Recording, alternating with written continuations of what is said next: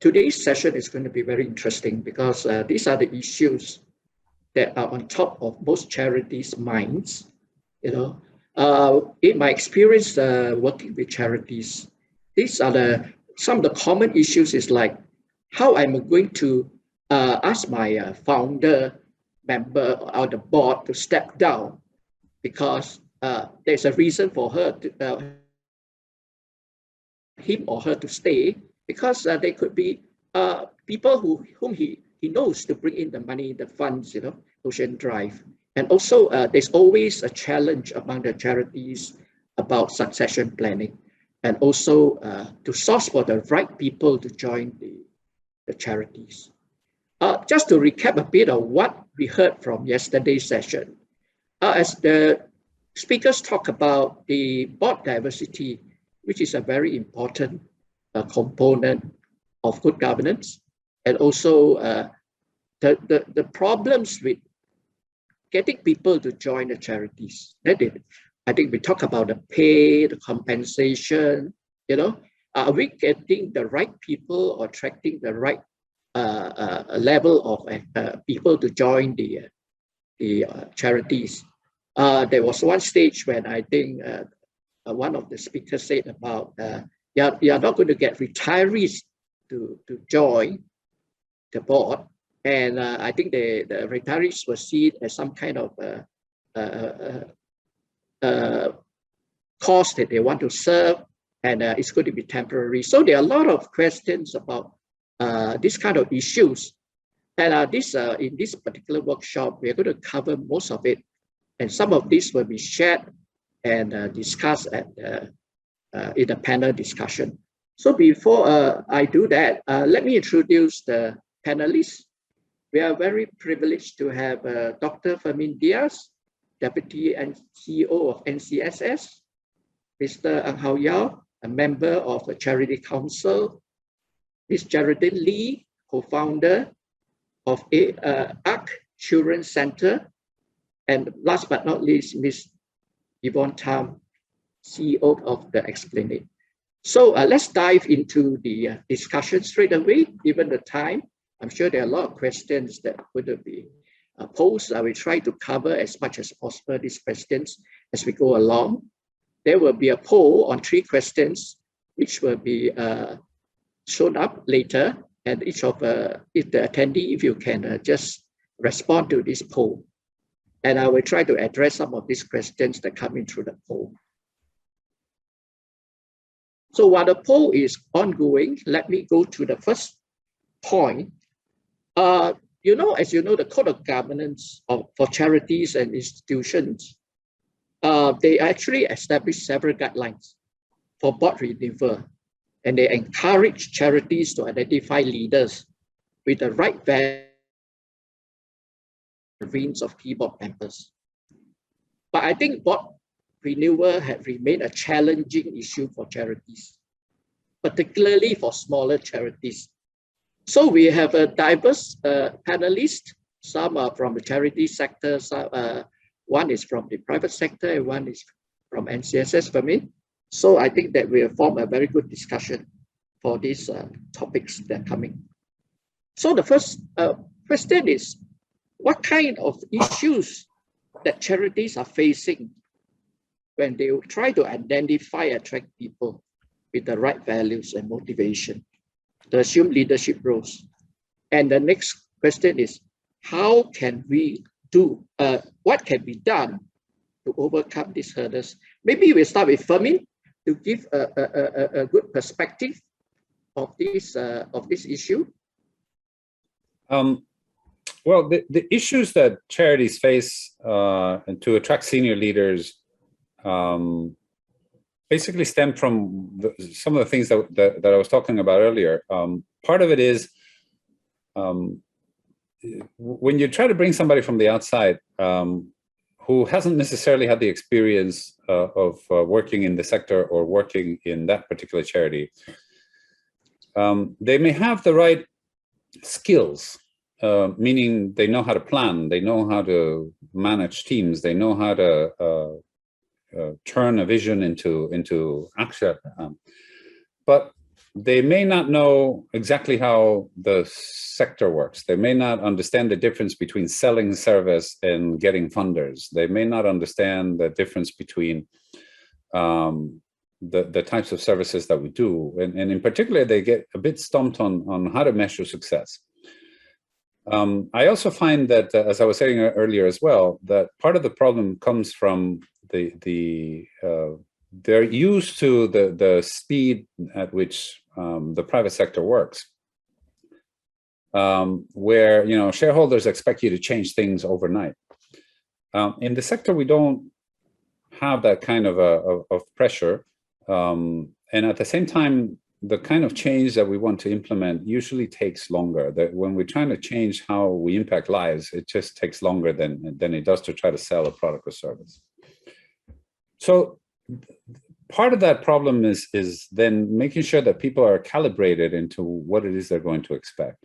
The second part of the problem is also one that I pointed out earlier, which is the agency may start with the idea that, oh, I only have $100,000 to pay, but the person is out there making $500,000. Okay, so you can expect them to take a pay cut, but a pay cut of say 50%, which is already quite hefty, still puts him at him or her at 250,000, and the charity still wants to pay 100,000. And so they still go with the idea that, oh, you should be working for the passion and it's the cause.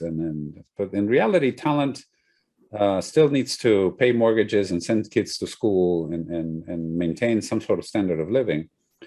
And therefore, I think sometimes the charities shortchange themselves. And what's often said is that, oh, but we really can't afford it. Well, if you can't afford it, that's one part of the issue. But if you think about the cost of bringing in the wrong person and how that affects your ability to raise funds and your ability to do the things you need to do, and conversely, if you bring in the right person and how that person can help you bring additional funds and additional clients, you need to think of it more or less in the same terms that you would think of it in the private sector. This is an investment that should yield a return. And when we start thinking of it that way, then perhaps the issue of affordability isn't so black and white. It's actually, do we bring the right talent that's going to help us do what we need to do? Right. The last problem, Eric, if yes. I can just add this, is that we need to make sure that they are onboarded properly. Just because we bring in this talent that is so good and we bring them in, doesn't mean that, okay, you're going to figure it out on your own. Usually that's not the case. We live in a very complicated sector. I can tell you from experience, I came from the private sector myself 7 years ago, and it took me the better part of a year to figure out which way things were going before I could even start to make more definite actions in terms of how to change. Thank you, Mr. Fermin. So maybe we want to hear from the people who are actually like Geraldine. If you'd like to share some of the issues that what Fermin has talked about, are you able to afford to attract the right people, give them the right compensation? Private sector people looking at charities, some organization that they cannot pay them. Does this resonate with your organization? Actually, when it comes to payment, the board is always juggling very hardly, because we want to follow the recommendations, the charity pay scales and all this, and not overdo things. Of course, salary alone, payment alone is not the only attractive scope in recruiting successors, in a sense. We recently recruited one. We've been searching for successors, looking for people who can take over from us as the co-founders since 4 years ago. It wasn't easy. We looked at our volunteers. We looked at all the corporate volunteers that have come in, trying to see who have the right mix, and then encourage them to work further with us. And most of our volunteers been with us for long term. So we finally recruited one. Yes, she took a massive pay cut, and we are very hopeful that the board is going to look into that, so that we can, retain further. it wasn't an easy, and salary is not the only consideration. We considered the relationship with the team, how they gel together. We considered the passion and the heart that she has for our beneficiaries, and how they also, would gel with her, and whether there is going to be this rapport. So there were many considerations besides the salary. Yeah, thank you, Geraldine. I think that is resonate with most of the charities here, getting the right people to come in. I'm sure for Yvonne, will you have similar issues as well? Yeah, I would like to say actually that we ought to give a lot more attention to building our teams. There's a lot of attention to right now attracting, and the assumption always is that the talent's in the private sector. But I think of even the millennials who are joining the social sector, you always have very young, motivated, people who skilled young people who join the sector. And I think actually the people who join the sector are motivated by purpose always. So already from their young age, they already have some right values, right? So you know that they're going to be driven in their career progression, not just by financial remuneration, but by the opportunities for personal growth, the opportunities for personal contribution to a greater cause. So actually, if you think about it, as charities, with the young people that we're bringing in at a more junior level, we're actually catching a lot of potential talent. So I feel actually as senior leaders in charities, our job is really to develop capabilities and capacity for the social sector. And a lot of that then is in investing in our current team and building. So I would say to all my as long as you're a supervisor in Esplanade, for instance, or a head, your main job is to find somebody who, if touch wood you had to, COVID or whatever, if you were to disappear, who's going to do your job? And that is actually your core deliverable as a leader in a charity. The first thing you actually do to maintain services or to ensure sustainability of your purpose, or anybody who takes a supervisory or leadership position in a charity. And actually then that comes from really building a team. So I feel actually for those of us who work in charity, while attraction is important, perhaps a lot more attention should be spent on building that team. And as what Fermin was saying, our timelines in charities are very different. You don't need immediately to buy that talent to deliver your immediate transformation. You're actually building for a longer term sustained transformation. And in this, maybe my second point is to say that the core relationship here I find that will make things work is actually the relationship between CEO and chairman. And that once you get that right, everything then flows down from there in terms of alignment. So that the CEO works with the chairman in managing the board because they're actually on the same page on what the specific roles of the board are. And then the expectations are set by the chairman for the CEO. So it's a big challenge to sort out the board. So I feel like the main thing the key relationship is still CEO chairman relationship. And once that is right, actually things do flow quite neatly. Right, thank you. So I mean, how you are from the private sector as well. You have a lot of experience working with charities sector. So how do you actually look at this issue about attracting the right people? Do you find that, is it true that it's difficult to attract people from the private sector to join the charities simply because of the compensation? Or is it because they lack the passion? Or they don't have a purpose? What do you think is the reasons for that? Well, let me look at it from a smaller charity point of view. There's always a limited budget, and you always need more helping hands. You may not be able to pay for a manager from the commercial sector, for example, but you have to take a chance on grooming some younger, more junior staff to move up. And how do you attract them? Of course, some organizations provide a bit more flexible working hours and such, but I think it's also important to give them growth opportunities. So you can always scope out work and give them autonomy. That's something you can do as a smaller organization. Make them managers, look after a specific program, or handle marketing, for example. And I had an experience once where we hired a pretty junior staff, and we said, look, you just got to be in charge of marketing, right? Because nobody else can be. And here's a budget, and you decide what to do with it, and so forth.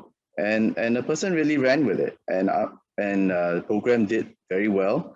Staff left after several years. Now I just checked on the LinkedIn. She's a head of marketing in a multinational. So I think people should be able to come into the sector from all levels, even at the start of their career, in the middle, and at the end. And it shouldn't be a one-way. I think sometimes we're talking as if people come in from the commercial sector and then they just stay in the charity sector thereafter. But I think it should be movement in and out. And as a smaller charity, we can provide a good environment with mentorship and rotate roles and such. And I think that would attract people to enter the sector. Right. Thank you. I think what I can summarize is that I think the ability to attract people, it has to be also at the top level, the ability to retain them, give them the kind of working culture that they want, give them the recognition. That's what Hao Yao is saying, is that also, I think that is all the good the points that we can take away from this discussion. Okay, let's move on to the next topic. So it's talking about compensation. Okay, recruitment and talent retention are crucial. A code of governance requires the charity to set up the remuneration of staff and the right compensation packages to attract the managerial talent. So, but I know that in the charity sector, salary benchmark is an optional exercise. Not all charities will do it or recognize the importance of doing it. Okay. So I think it's always the case about how much can we pay a private person from private sector to join a charity, So I think it's always a dilemma. Even if a charity has a budget, how much you're going to spend on the compensation for to attract a person to come in, as opposed to spending the money for more programs for the charities to benefit the beneficiaries. After all, charities are set up to serve the beneficiaries. So there's always a dilemma, how much can we afford? So it's a question of affordability. So how can the charities balance the paying of private sector like compensation and also against attracting the people? How do we balance this very difficult equation? So probably, Fermin, you want to start with some of your perspective on this area? Yeah, sure. Thank you, Eric. As you know, we put together the NCSS salary guidelines. We do that as a yearly exercise. We review it. Every 3 years, we also check on the data. The data that we look at, because many people tell us, oh, but your numbers, where do they come from? They're actually very well studied. These numbers come from where do we hire as a sector from, and where do we lose people to? And they reflect what is the reality of the market. That doesn't mean, as you said before, that you have to follow it. They're not rules. But it is a guideline. It is a guideline that tells you this is how much people of the caliber that are required to do these jobs are getting paid out there.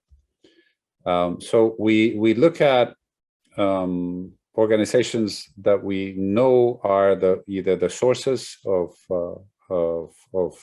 employees or the places where we lose to. In our case, it's more SMEs for senior leaders who are administrators, but also we look at roles in MOE, MOH, MSF, schools, hospitals, depending on the various roles. We actually do a very thorough job of understanding what the lay of the land is, and that's our best reflection of this level of talent. This is how much they cost. Now, each charity can then decide how much they can afford, as you've pointed out. But what I often see is that that budget is done rather conservatively, and with a view of a couple of things that I also agree with Han Yao are not quite exactly always the case. One is we are intending to attract people on a one-way ticket, and not just on a one-way ticket into the sector, a one-way ticket into this organization. And most people actually don't necessarily want that. What they want is the opportunity to join the sector and to contribute, as they have done in their private sector career, 5 years here, 3 years there, 4 years over there. And we as a sector need to accept the fact that this is the new reality of how people want to be employed, and live with that, and attune ourselves to this. Also, the idea that I was positing before, that it is a return on the investment that the board needs to be looking at. If you are going to spend a little bit extra on people, it needs to be because either the quality of the service is going to improve, or the volume of work is going to improve, or the ability to raise funds is going to improve. So don't think of it as a static number that, oh, all I have is $100,000, and what can I buy with that? You really need to say, what kind of person do I need to run my organization for the next 3 to 5 years, and how much does that person cost, and can we find a way to make room to pay for these people? So I think it's a reframing that's required. That's a very good point. I think to just attract the people, we have to pay. At the end of the day, if we get the right people with the right competency, it will benefit the organization. Instead of getting a mediocre person to come in and they're not doing any good to the charity. It's quite. Geraldine, maybe I can ask you, are this kind of, do you face this kind of dilemma? Spending too much on getting a person in, or instead of spending the money on the cause you're serving, the beneficiaries, do you have these issues in your charity? Always this issue that we juggle in our mind. Oh gosh, what's donor gonna say? And then on terms of that, we also always report. They always have a staff cost report, and it's always an issue. So we really have to juggle it. We juggle it with the board. The board juggles along with us. We go back to the NCSS salary guidelines, and even our HR person with remuneration plan. We had to take this into the NCSS guidelines consideration, and a little bit more of the corporate one into constant. Yes, it's a juggling act, right? So I actually heard it quite a lot from charities. What about Yvonne? Tom? Yvonne? You're muted. We sometimes do lose people on account of salaries, but I always feel that if we have lost them on account of salaries, they wouldn't have lasted anyway, be it one or that actually fundamentally that would have been something that was uncomfortable with them about joining the sector. So I think as human beings, money is never our only motivator. But in terms of juggling that, because we are a far larger charity, and to a certain degree, we are funded by a portion of our funding is by the government to deliver a public service. I would say at the Esplanade for larger charities, the challenge is not so much the individual, but rather balancing the overall staff cost. And our competitors, as what Fermin would say, compare for talent would be public sector. And so having always to maintain, I wouldn't say parity, in some ways we can never be, but looking at the overall staff costs and actually continuing to grow our revenue or our earn and raised income in a way to sustain the organization, to sustain very meaningful careers.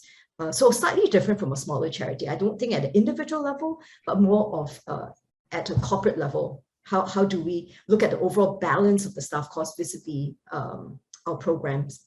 Right. Thank you. I think, what do you think of that? From the private sector perspective, if for a person to join a charity, will he be looking at the pay, or is it someone who actually say, I'm passionate enough, I really want to do good, you know? Are these issues that will crop up if from the private sector, the people that we want to attract?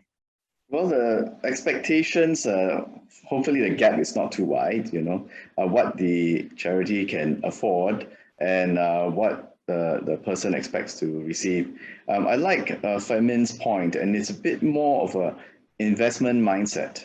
You know, if you bring in a person with at a higher budget, perhaps you cannot look at it, a charity as a static entity. You want to grow, right, and develop. So if you bring a new person, you have to have this investment mindset, hopefully not a speculation mindset, but the person should be able to help you serve more beneficiaries, perhaps more outreach, raise more funds through donations or grants, and really expand the organization. And so you have to look, as Fermin said, you know, several years down the line, and not look at just today's numbers and say, well, I can only afford so much, but really think of it more of an investment, right? So that your organization can grow. Yes. So often I heard that people say that, you know, I think I wish I can operate like the private sector. You know, I'm free to spend, I'm free to hire and fire and so forth. I think there's some truth in it. Sometimes we get the best, we are willing to pay. But I agree with Fermin that I think it's for the long term. We look at it from the return on some kind of investment. So you invest in the person, you're willing to pay the salary, and this person can deliver and it's very effective in bringing in the funds, in attracting the right level of volunteers, for example, and also doing a lot of good. So the question is, are we going to pay that person the salary that he deserves? So I think some attendees may identify with that. You know, some smaller charities will have a problem, you know, but the bigger charities may have more leeway on that. That's very good. Okay, let's move on to the next topic. We are talking about the kind of people who wants to join a charity. Some of the reasons, also for the staff who are working in charities, they may leave, you know, largely because of dissatisfaction. Sometimes the organization structure may not be ideal, or unclear work process, outdated, inadequate systems. You know, so we are talking about what kind of organization structure that a charity should have or develop in order to attract the right leaders and also to retain managerial talent. And how important are these governance structure work processes? Yeah, so maybe we can start with Yvonne.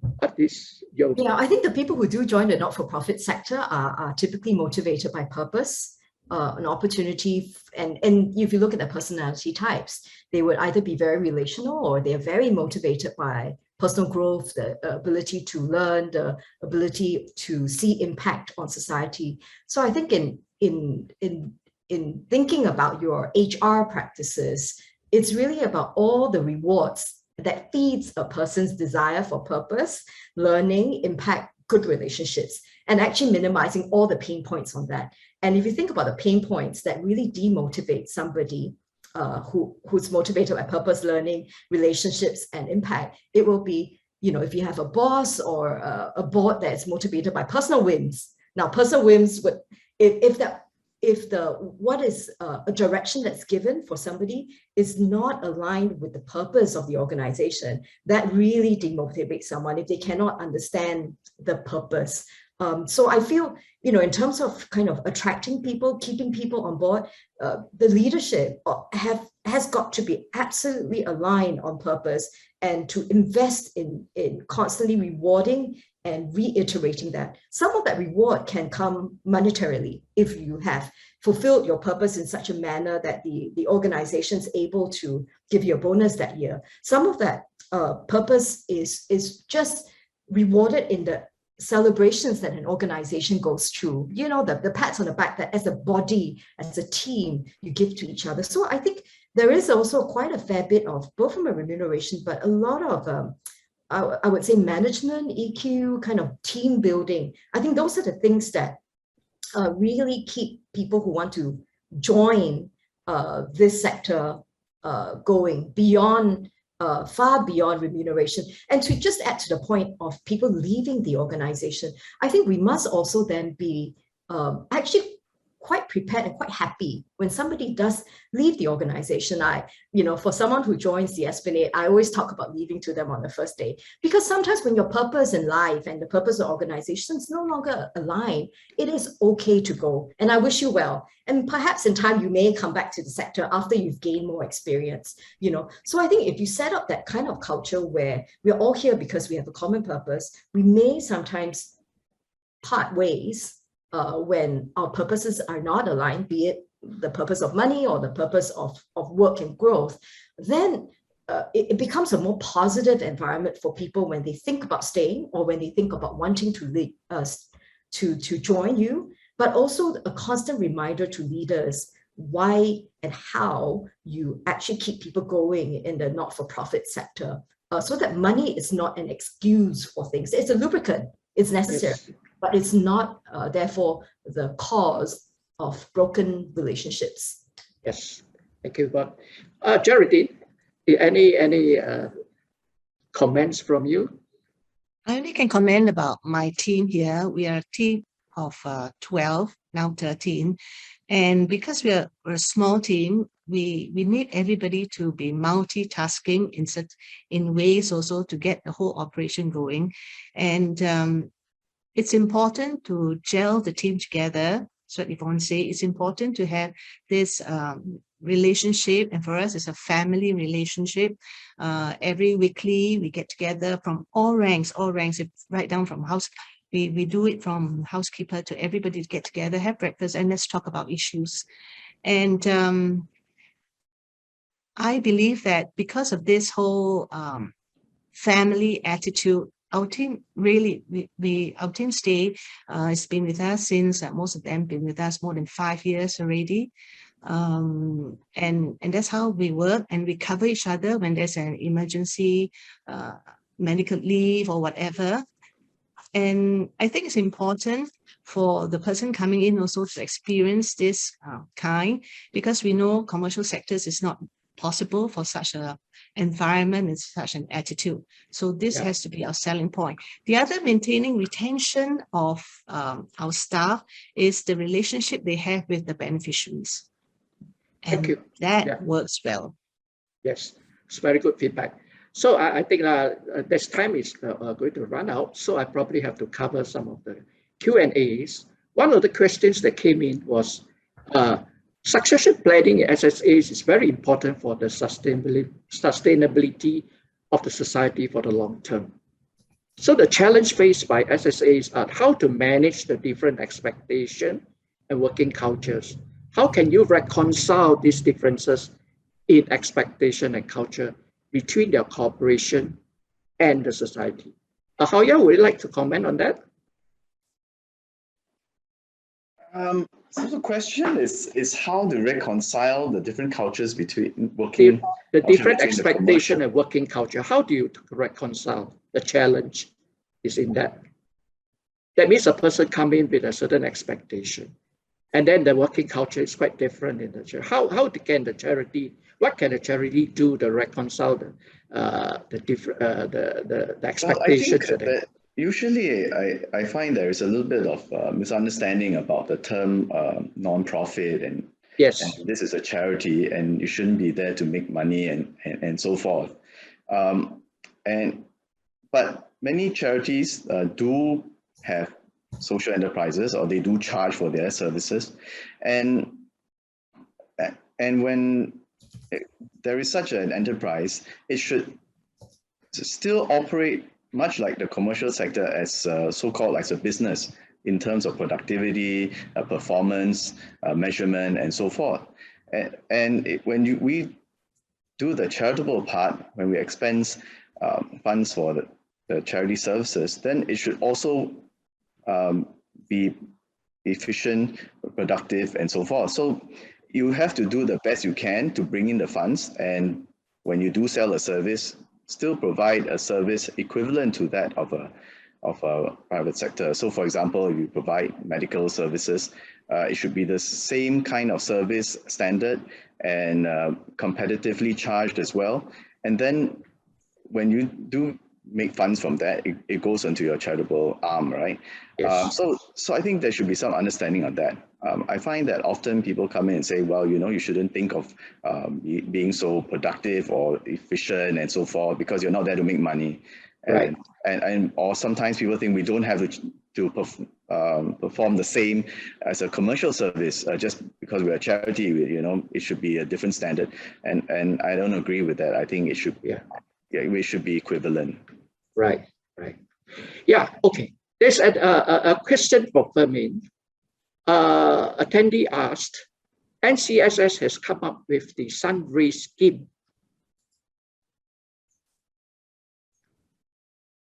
Sorry, I just lost it. Okay.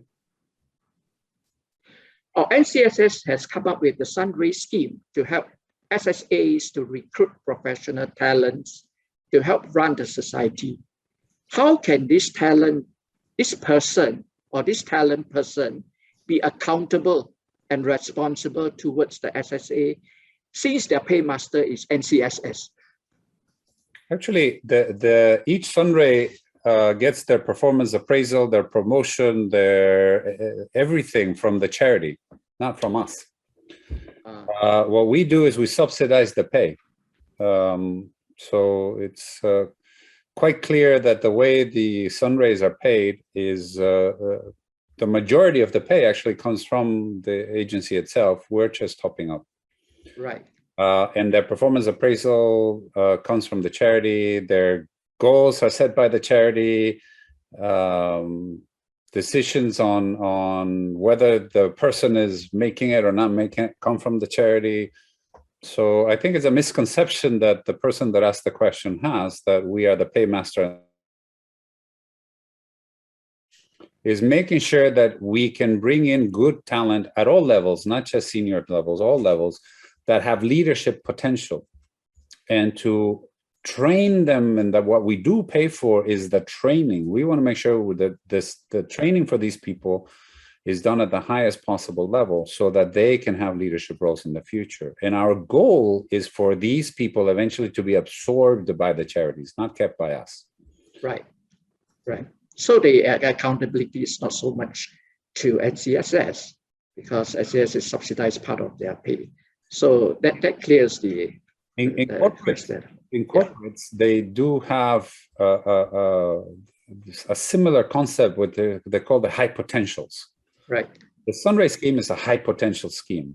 And in corporates, usually it's the corporate headquarters that manages that high potential talent and allocates it to the different departments and rotates them to make sure that they get the broader exposure and the good. We are trying to do exactly the same.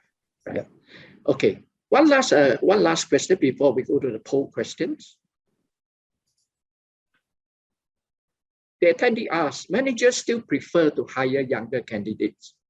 How can we convince SSAs to hire older people in 50s and 60s who want to contribute to a cause even when their runway may not be as long as those groomed for succession? So there's a cohort of people, in the retirement age, retirees, who actually want to make a difference to charities.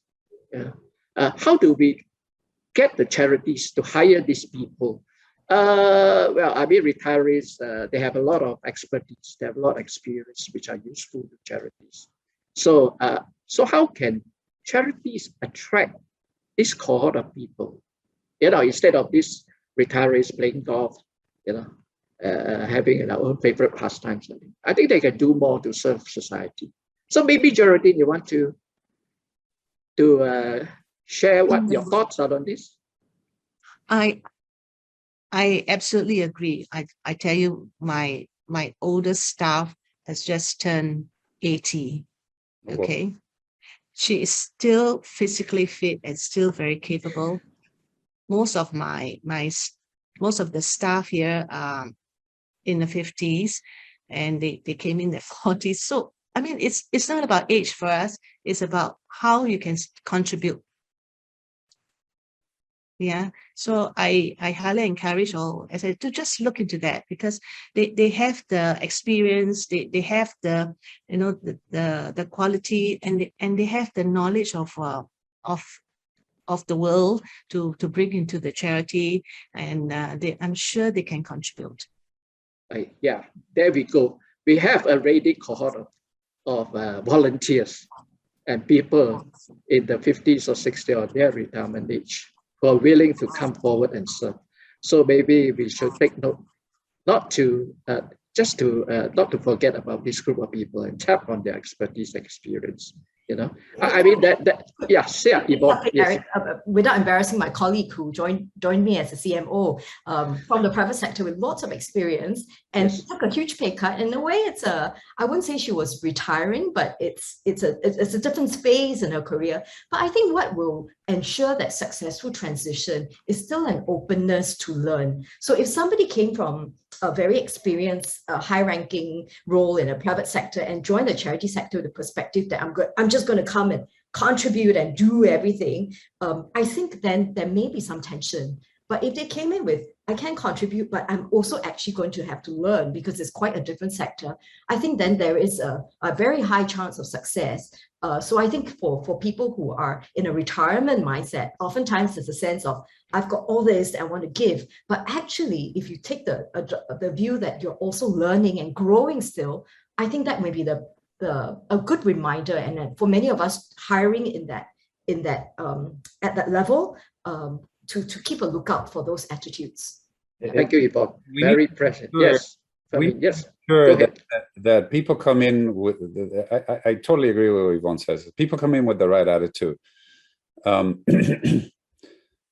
can tell you for a fact that in the Sunray scheme, anyone that we don't discriminate by age. I interview people of all kinds. I couldn't possibly discriminate by age. I'm older than any of the candidates I'm interviewing anyway. But at the same time, anyone that comes in with the idea, oh, you know, I want to slow down, I want to take it easy, and that's why I want to join the sector, because, you know, the private sector, the rat race, I want to slow down. They cannot make it in the sector, because in our sector, the pressure is different. The speed may be different, but the pressure is also different. Anybody that wants to slow down to come into the sector, it's not a good candidate. So also there's a little bit of that. And I can see where managers sometimes come from when they say, not this person, I want somebody who is more eager. And the difference may not be age, but eagerness. Thank you, Femi. Now I think it's time, almost time. So I probably need to wrap up. So can we bring up the poll questions, the responses, so we can answer some of the, take a few takeaway. Okay, the poll shows that the question is, people join my charity because of slower pace, balanced work life, and thus accepting below market compensation. So quite a percentage, 38% of disagree. So well, we can take it that it's not true that people join the charity because of slower pace, balanced work life, and so forth. They're looking at other things, like, you know, they want to do good. They want to serve the society at large. So it's not quite true, based on the poll, that the people who join the charity are looking for an easy pace, laid-back kind of lifestyle. You know, like for me, you have said that there is pressure in the charities as well, but the pace may be slower, but the pressure is still there. Okay, so I think that's but a fair percentage, 31%, sitting on the fence. They don't quite, you know, neither they agree or not disagree. So, so I would say a large majority doesn't agree with that. Yeah. Can I have the next question? For my charity, if the CEO or key senior management personnel are to leave today, he or she can be easily replaced by paying a similar salary. High percentage, 47% says that, well, if my CEO or key management personnel is going to leave, they cannot be replaced. They cannot be replaced by a similar salary. In other words, they're going to pay a higher compensation to bring the next person in, the successor. You know, so I think it resonates with Fermin's point about you pay to get the right people, and these people can be effective to bring in better results, more funding, and so forth. So I think something charities can consider, you know, that not necessarily you need to pay a mediocre salary and so forth to the person who wants to come in or want to join. So think about paying the, if I may say, the market compensation, provided this person comes in and can bring in the expected results that you want. So it's a long-term kind of issue that charities can consider. The next point, the question is, why charities board have non-performing directors who are not attending meetings, not contributing, or being disruptive? Well, I'm very happy to see that 37% says that they don't agree with that. So in other words, they think that there are no directors who are on their board who are non-contributing or disruptive and so forth. But also I noticed 39% neither agree or disagree. So they're sitting on the fence. So I think that speaks for itself as well. So, well, I mean, these are just a poll. So it's not a survey. So it's just an indication among the attendees, how they feel about these issues. Okay. Okay, I think time is catching up. So probably I need to wrap up. So before we wrap up, I just want to ask each of the panelists, what is the one advice that you give to charities who are out there on how to go about doing succession planning and human resource planning? What is one advice, starting with Hao Yao? Well, actually, I wanted to comment a little bit about the board with the non-performing directors as well. Right, yes. 17% of boards actually feel there are non-performing directors. I think that's quite a high number, you know, so I would highlight that. I would like to say that, well, governance starts at the top, right? It's the tone at the top. So tying back to our conference, the governance conference, and I think boards should be able to inspire the organization, right? And that's a point I think was mentioned earlier before. And it should act as a role model and be able to get the respect of the staff. And how it does that is that in decision making, during the board meetings, the board directors should have robust discussions and show they're passionate for the cause. And they also must show how they handle issues and difficulties and their attitude towards the staff as well. I think all that helps in the topic of staff retention, you know, how the board works as a team and how they view the staff and the beneficiaries. I mean, in the boards, for example, they're non-performing directors, there could be belligerent directors or there could be arguments. And I have seen board members just say, well, you know, I don't agree and I resign, you know, rage quit, you know, and that happens. And it's not very conducive. I think boards should understand that if the board's not functioning well, it will filter down to the staff morale, it will affect your recruitment and retention, and it would affect your service level to your beneficiaries. So I think boards have to work to become a model of governance. Right. I think what you're saying is the tone at the top must be set right. The values must be disseminated down so they are aligned. All the participants of the organization, the stakeholders are aligned to the values and to the tone of at the top, right? So over to you, Charity. What is one advice you want to bring to the attendees on board succession and also resource planning? Be open, look at all your volunteers, look at all your contacts, and invite people to come in, invite people to, share experiences, and just source around. Be open to all sources. Right, openness. Okay. Over to you, Yvonne. Any last advice or one advice you would give? Be very clear what is it that you want somebody to contribute when you approach them, so that they also understand the role that they can play, and it's not just a sense of I'm here to do good, yeah. But last but not least, Permin. Thank you, Eric.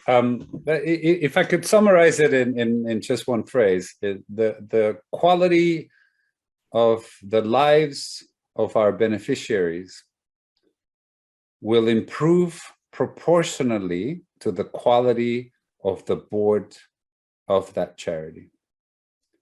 The better the board, the better the outcome.